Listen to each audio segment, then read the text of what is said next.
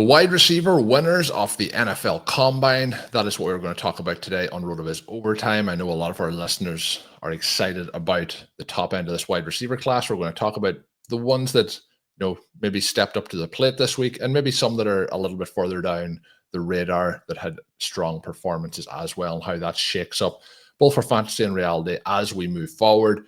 Shawn, the wide receiver group, I think we have to kick it off with your guy, McMillan. Very interesting overall. 6'4", 219, 10-inch hands, strong time, team big wide receiver. Are we getting more excited?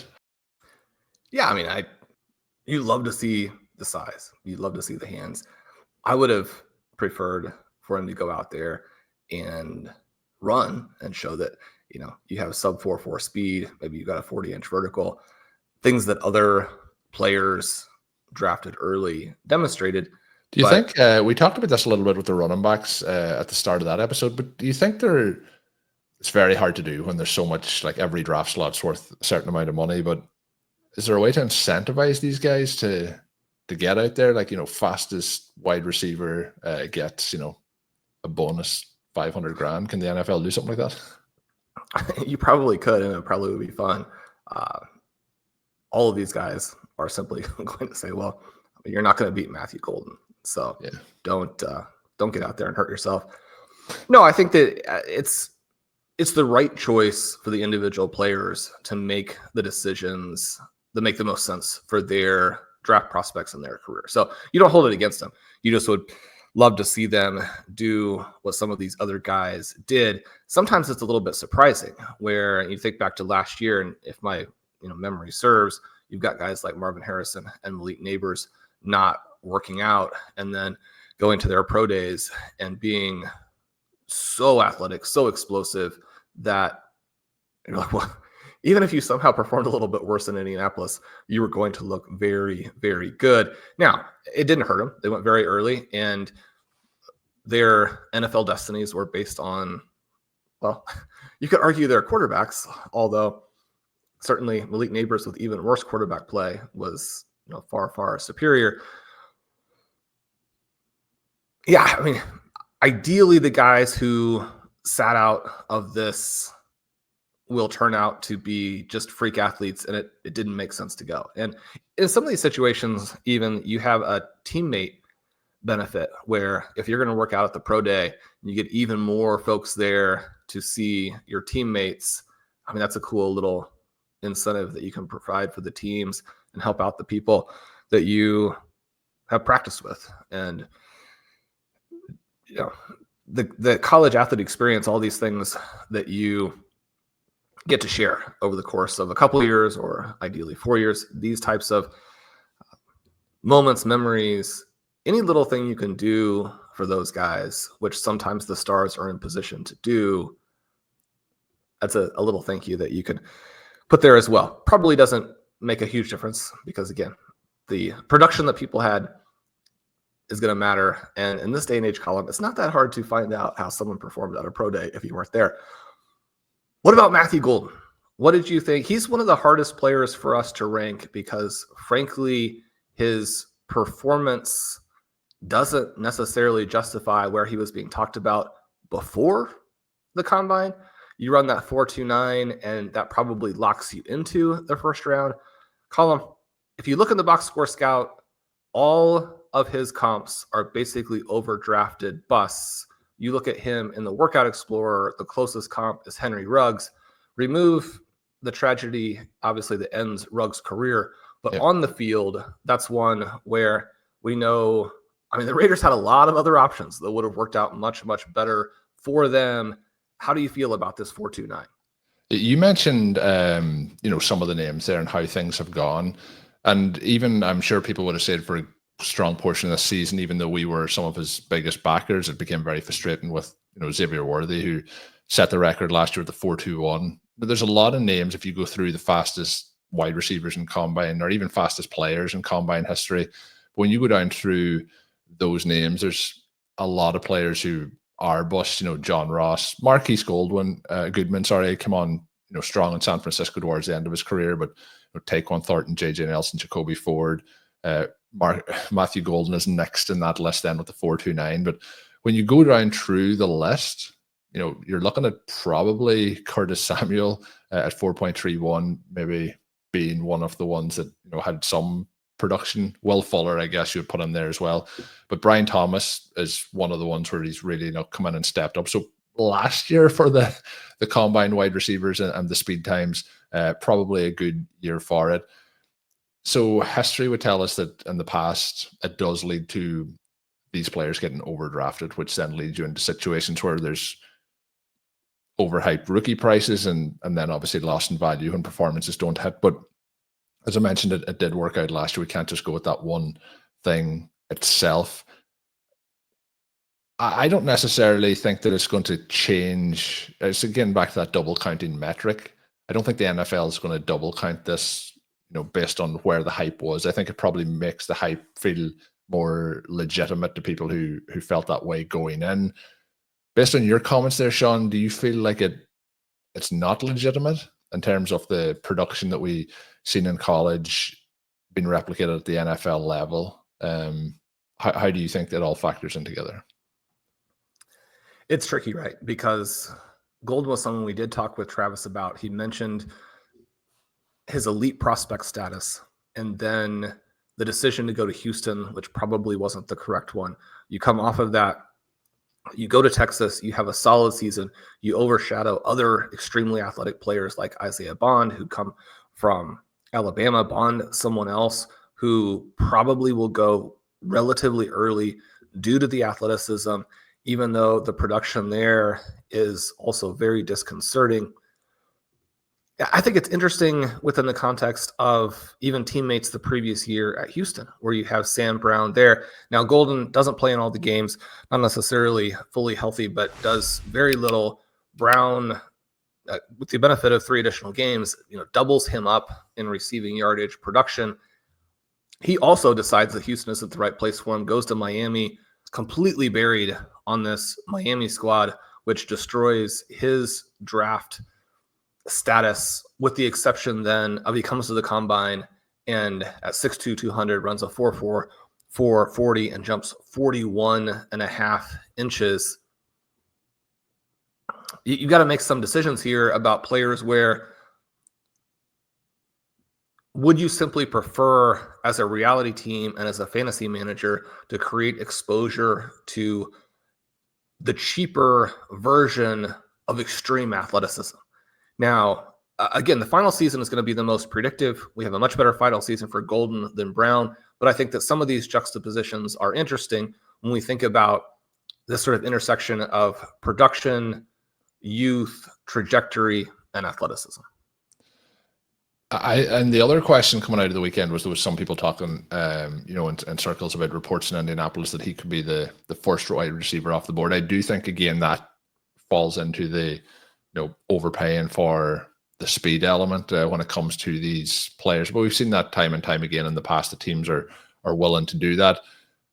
Luther Burden had a pretty strong outing, ran 4.41. He's 206 pounds, very strong after the catch. How are you shaking out the guys here at the top end? Obviously, you have McMillan's likely to be in there, but he didn't run, as you mentioned. Burden did run. What about how those guys versus Golden?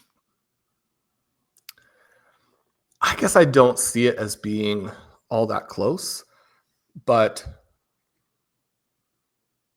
yeah, I think you have to be open to being wrong. One of the things that we have consistently mentioned in our content is that Quinn Ewer's numbers in the advanced metrics at Sports Info Solutions are not good. And so even though he obviously is a big name, will probably be selected in an area of the draft that allows him to be a developmental QB for a team. These guys, even though they play for Texas, even though they have big name prospects throwing to them, there are probably other situations. I mean, if you switch out Golden and Xavier Restrepo, for example, maybe Golden has a massive season, and we're sitting here legitimately talking about him at the top. I mean, so much of it, again, kind of comes back to whether or not Travis Hunter plays wide receiver.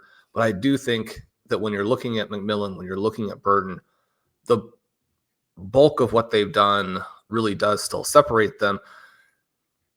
And I guess I would expect them to go early enough that if Golden actually does go ahead of them, you are taking a lot of risk for a pick that is quite valuable. Now, that doesn't mean that it will miss. It doesn't mean that the Raiders were guaranteed to be wrong when they took Henry Ruggs. You're just betting against the probabilities, which if you're trying to craft an entire NFL team that way, where you're taking long shots and paying a lot for them. And again, it's long shot to pay off the price, not that Golden is a long shot to be a good player. I think what we saw at the Combine is that you actually have a lot of opportunities to draft really athletic players. As I mentioned on the running back show, most of them did very little in college. But if you're looking for that speed element and you do want to stretch a defense and you do want to put a guy out there, the defense has to make sure to account for, right? Even if they don't do a lot, even if they don't put up 1,000-yard seasons, if you have someone with 4.3 speed, maybe a 40-inch vertical, and they're out there on the edge, you've got to keep track of them. That can be something that in reality especially is valuable and is valuable at a price that is so much less than what you're going to have to pay for Golden. I mean, the guys really blew up the track at the wide receiver position. I would look at some of them if you're trying to fill that speed position. And then had you any additional thoughts on Burden? I mean, you'd love for him to do more of the drills. You'd love for him to be even faster. I think right in that range is probably what we would have expected, and it's certainly fine for his profile.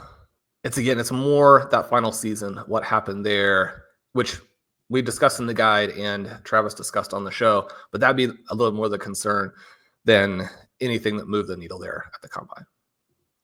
So I've suggested a couple of names so far, and I have two other names that are left on the list. Is there anyone, Shawn, though, that you really want to highlight here that added to your enjoyment of the weekend? Well, the production numbers for the Cyclones receivers were good, but they were not otherworldly. Higgins put up the type of combine that now I think kind of puts him into that group where you would have to start to really consider him as a first-round pick and maybe an equivalent type of profile to the big names. But he's not even the guy that really got me fired up. In watching the players, I mentioned on the running back show that arguably my favorite guy was DJ Giddens.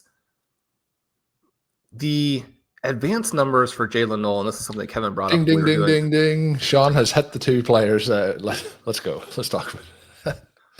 When we were doing sort of our ranking summit for volume 2, is that the evasion numbers for Noel. And so you're looking at what does the guy do with the ball in his hands? SIS doesn't have him charted as being the type of after the catch athlete that I want him to be. But when I watch him, I'm not 100% sure where they're getting all this. Maybe he beat the guys so easily that it doesn't even count as a forced missed tackle. I mean, the forced missed tackles, right? The broken tackle is very simple. You're breaking a tackle. The forced missed tackle, the defender is in position to make the tackle, and you basically make him miss without that contact. That's awesome. With Jaylin here, we may have a situation where he is letting so few guys get in position to even make the tackle. He's forcing the missed tackle so early. I don't know, I'm trying to spin a narrative here that meshes what I see when I watch him with the numbers, with this production. Because Colm, 194, this isn't a tiny guy, right? And that's fine, especially the way NFL football is currently being played. I mean, you think about some of the guys who were just utterly dynamic, like a Zay Flowers and a smaller player. A 4.39 40.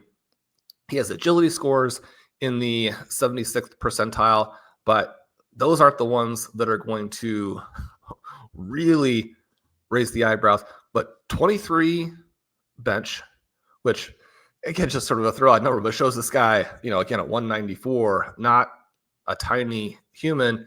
And then you get a 97th percentile broad, you get a 41.5-inch vertical.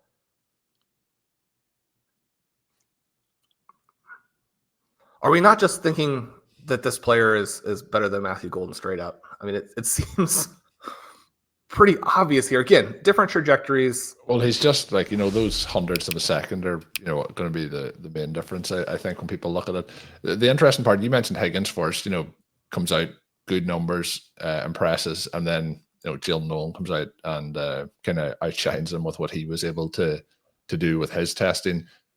I think that we're going to be in a situation, Shawn, with Golden, for example, that when we're in our rookie drafts and based on what happens in the NFL draft, we're probably going to be hoping that somebody else is going to take him in front of us to make, some of these other names come down.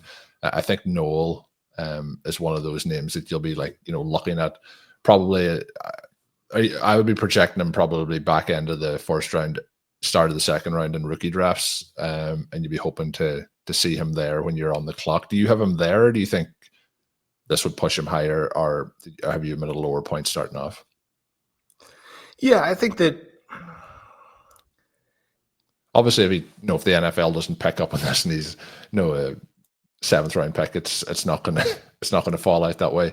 But if he's a day 2 pick or into that range.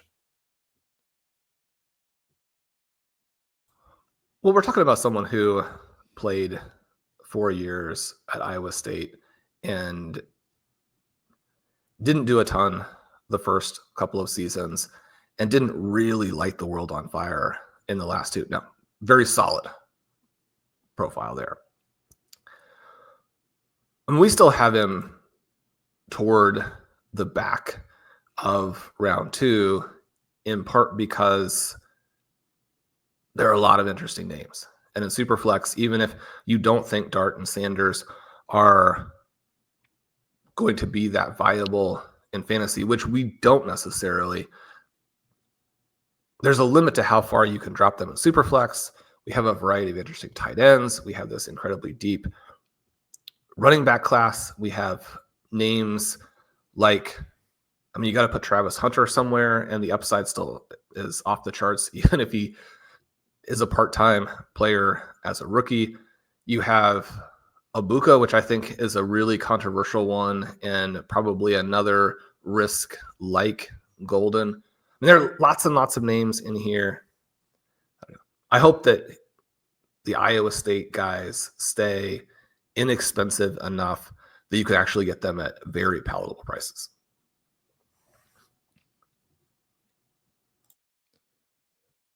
So, Shawn, as we look at the rest of the question I have for you with Travis Hunter, where do you think it ends up? Do you think there's any? I don't think there's any chance that he plays 2 ways.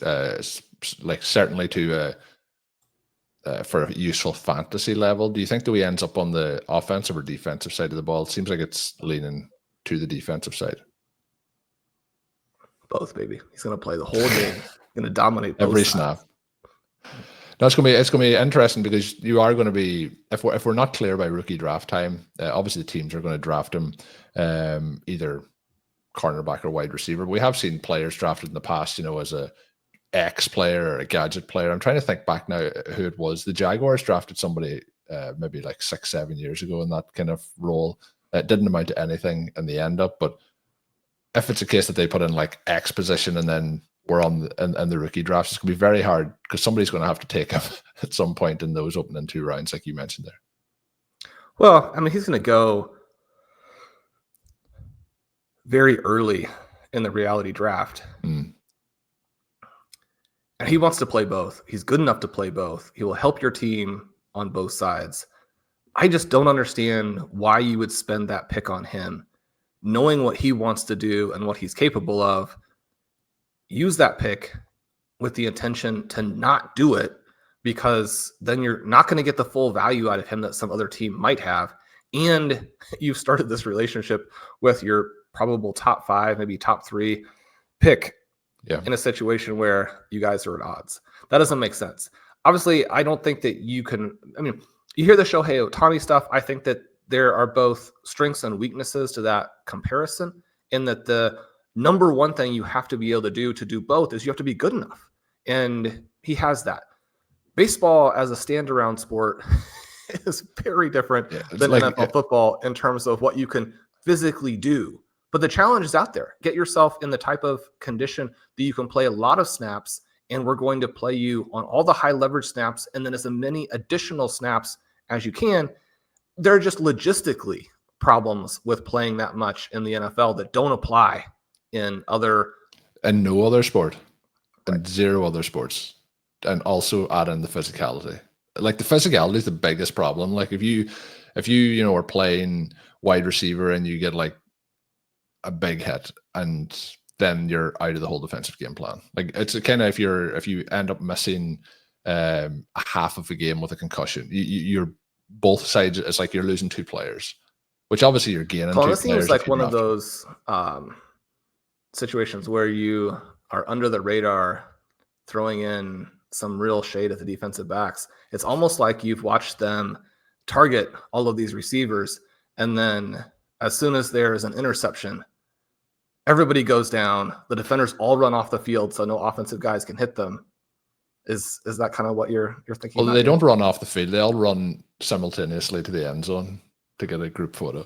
But I'm even talking like just with the NFL. Like, it doesn't even have to be bad hit. It's a very physical, tough game. To try and go out and legitimately play both ways is going to be tough, especially at the highest level. I hope it's the case that he goes and does it, but then that's going to be something that you have to factor in when you're drafting him and rookie drafts in best ball and so on. Shawn, any other names that either stood out for good or for not so good reasons?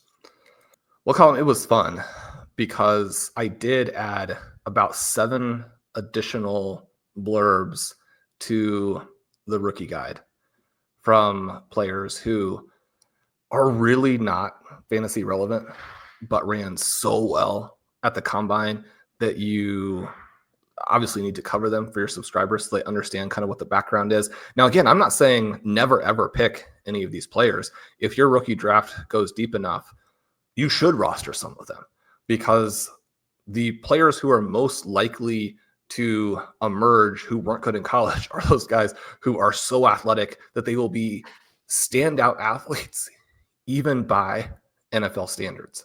So at the right price, these guys are this year's Puka Nacua, is what you're kind of saying? No hyperboles here. No. These are the 5th-year breakouts. Who made the list? Well, I think we'll keep a little bit of that back, but I mean, so Ty Felton, someone we actually had ranked really high to start with. He runs a 4.37 and gets a 91st percentile explosion.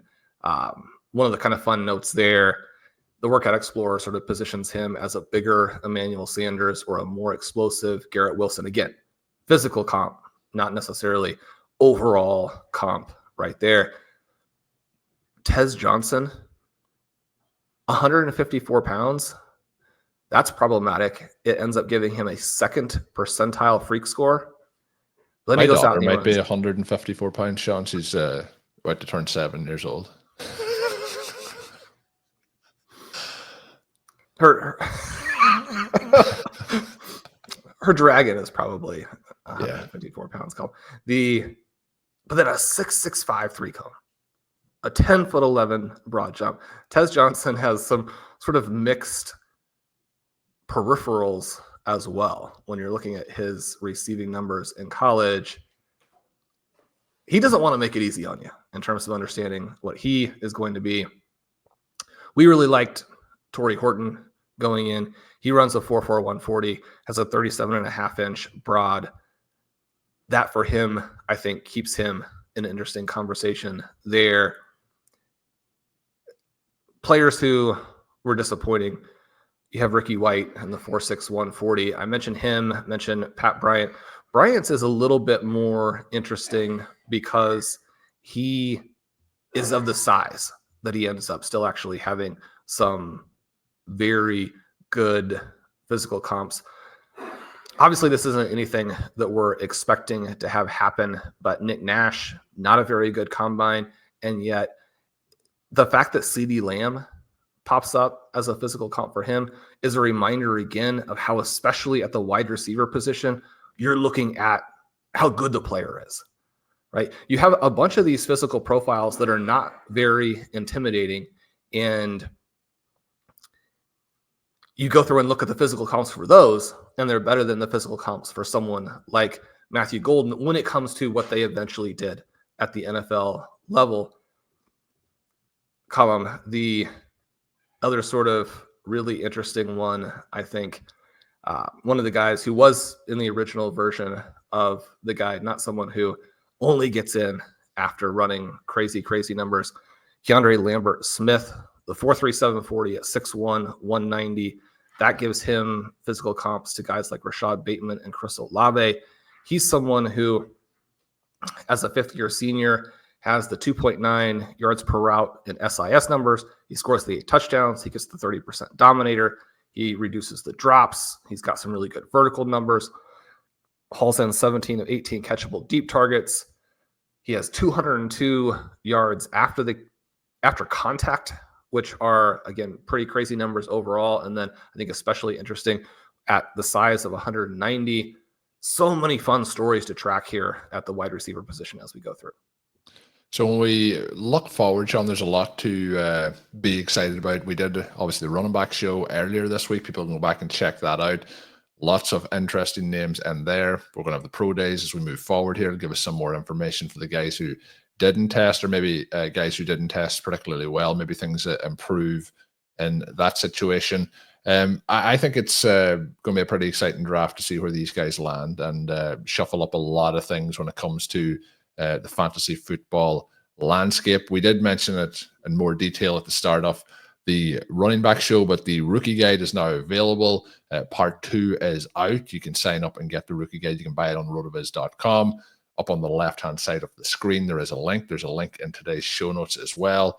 And there is a $30 coupon in that RotoViz rookie guide to get yourself a discount off a RotoViz NFL pass. So you basically get the 3 parts of the guide for free, and you also then are able to get your RotoViz subscription as well, which I think is very much worth it this time of year. The guide, Shawn, people be like, well, one part of the guide was already out, I missed that. But the perfect thing about the guides is you can go back and compare and contrast as you move through the case. I would highly recommend people sign up for it. You mentioned the team with Kevin and Blair. Give the guide an additional hype here as we finish up the show. Yeah, we're up to almost 100 players at this point.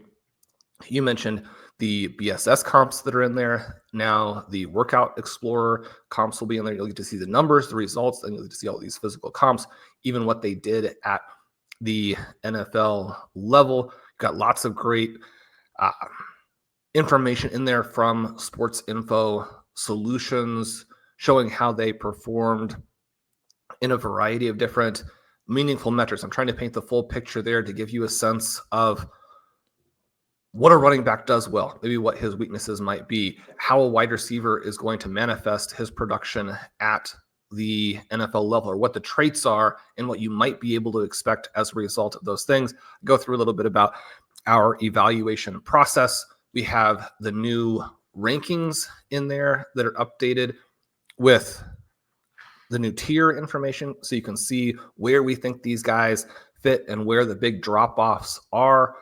Colm, we have the risers and the fallers in terms of where those guys are in the rankings, but certainly you have a lot of names who are still locked into a pretty specific area because of the production, right? Production matters, production translates, and production, in many cases, interestingly, is still the area where you can get an advantage on the NFL draft, because teams, even to this day, don't factor it in heavily enough. It's a fun product. We're going to have tons and tons of stuff on the site as well. You mentioned the discount code there. One of the things I've mention kind of in terms of what we're doing for the 2025 season. We've increased the 1-year price for the sub to more accurately reflect all the content that we have, the tools, all of that. We've decreased the 1 month. So if you're a listener, you're a longtime listener, but you're thinking, yeah, I don't want to spend the money on something that is a paid product. We're trying to make it easier for you there. If you are on auto renew, which I always recommend because you're going to get the best prices that way, you'll be locked in to the price that you purchased at originally. If you're not currently subscribed, or you're subscribed and you're not on auto renew, what the coupon code does is it completely wipes out that increase for you. You don't have to worry about it if you buy this rookie guide. And again, one of the things we're trying to do is make sure that folks who are doing both are not having to necessarily pay double prices.